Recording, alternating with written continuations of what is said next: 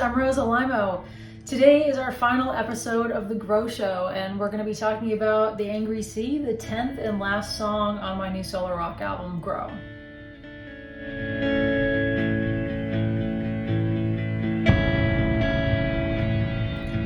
Hey guys, welcome back to The Grow Show. I just want to start off by saying how much fun I've had doing these videos for you, and particularly how much I've enjoyed the feedback from a bunch of people that have seen it. The messages I've gotten from people telling me how an episode spoke to them or how it really resonated with something going on in their life, or just messages with feedback from people that have seen it have really meant a lot. And I'm super grateful that so many of you watched it and enjoyed it and felt, that you wanted to reach out and say something about it. So it's been super fun, and I'm super grateful for all the support. So thank you very much for that. So I'm super sad that this is the last episode, but I'm also super happy because we just spent the last 9 weeks of the show talking about the bulk of the album theme, which again is, mental, emotional, and spiritual growth, and the struggles that we may encounter as we try to grow and progress through life and get ourselves to a better place. And it's hard, right? There's a lot of difficult stuff in there that we talked about and had to deal with as we grew. We started off in Elevate, song number 1, where we committed to growth, and then we're immediately faced with how difficult that might be for us. And then waded through a bunch of other stumbling blocks and things that slowed us down. So anxiety and mental health blocks, struggling on our path to find God or enlightenment, learning how to deal with loss in our lives, and the sadness of feeling that you're growing and making better changes for yourself, but feeling like maybe somebody that you love isn't ready to make those changes with you. But we made it. We're here, and we did it. We grew, which is so great, right? We're finally feeling we're at a better place, and here we are at the last song, The Angry Sea. The Angry Sea is about that moment in our life when we feel like we've kind of like made it to the next level, right? We've gone through our struggles on our path of growth and change. We're finally at a place where we're starting to see the benefits of that change, how it's positively affecting our new life, and how we can see changes in ourselves on a very deep level. I wrote The Angry Sea a few years back, and at the time I felt like I was growing and making progress in my own life. And my life basically is the album, right? It's basically all the stumbling blocks that we talked about in this album were some of my own stumbling blocks in my life and continue to be. It's never like we grow and then we're done growing. It's kind of always in process, but I don't know, I kind of feel like we go through spurts, right? So anyway, a few years ago, I felt like I was starting to feel some good changes in myself, feeling like I had, worked through some heavy stuff over the years that had been kind of holding me back and slowing me down. And it left me kind of feeling stronger and more confident as a person and just more settled in my head and more peaceful in my heart. From the time I was a very small child, I'd always been haunted by these nightmares of tidal waves and drowning in the ocean after being, swept under by a tidal wave or just being immersed in a super tumultuous, stormy ocean. They were super vivid dreams where I would watch myself die in the sea. They're super disturbing and super frequent as well. But a few years ago, I had this really vivid dream. In it, I was an old Japanese man, and I was eating lunch in a small restaurant by the sea. When I saw the water start to pull back into the sea, to start to recede, which happens before a tidal wave or a tsunami. And I remember thinking in the dream, oh God, not again. I don't want to die like this again. I don't want to go through this again. And I put my whatever I was eating down and kind of fell down onto my knees and grabbed the leg of the table at which I was sitting and closed my eyes and just waited for that water to hit me. Whoa.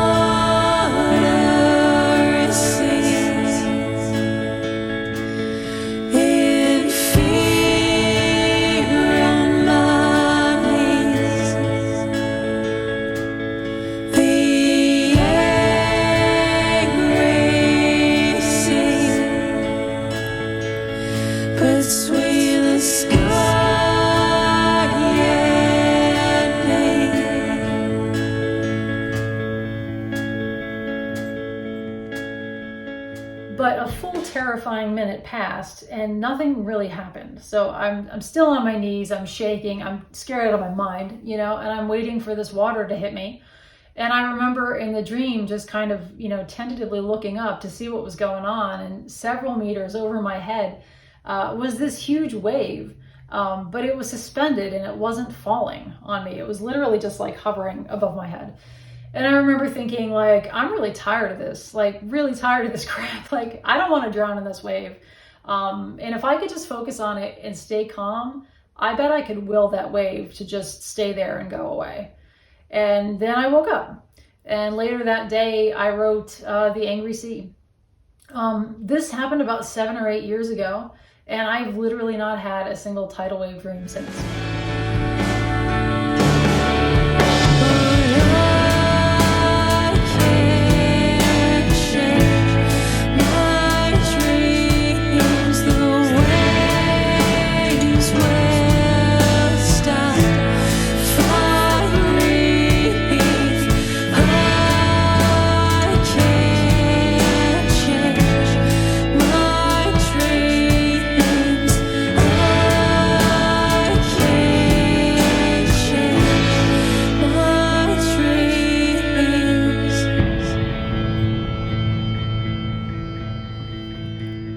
So musically, this song was really fun to do too. I mean, they all kind of were in their own way, but this one, for this particular reason, my first draft of this song, I had this idea that I wanted a kick drum track underlying the whole song, and I wanted it to sound like a wave crashing on rocks, like a big wave crashing on some solid rocks. Just like a big, like, kind of sound, So I created the track with the kick with beats using, again, Easy Drummer 2, which is how I programmed all the drums on these songs. And I added as much reverb as possible using the reverb plugin that I had on my software, in my DAW. And I sent the first draft of the song to Jamie, who again is the amazing producer who mentored me through the production of this album. He wrote back saying that there wasn't really nearly enough reverb on this kick. So it was too short. It wasn't boomy enough. So it kind of was like a boom instead of like a boom, so there was a huge room for growth with our reverb. And I had maxed out what I could do with my plugin. And so he convinced me to invest in a reverb plugin by a company called Valhalla. And I ended up doing it, and thank God, because it not only like totally made this song a million times better, but it also completely changed the sound of every other song that we did on the album. I think I used this in every single song except for Elevate.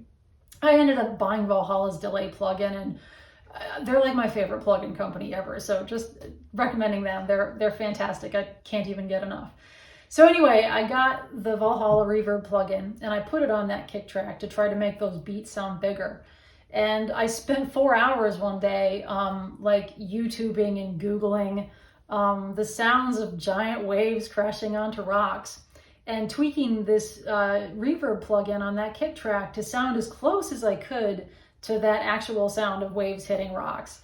It was super fun, and it actually came out, I think, sounding pretty accurate. So I'm gonna solo some of those kick hits for you with the reverb so you can kind of get a feel for what I mean. And this track is underlying the whole song. So you could hear it in the beginning before things really kick in, and then it gets kind of buried under the music and comes back at the end. But it is there, kind of keeping pace through that whole song like a wave just kind of crashing on the shore.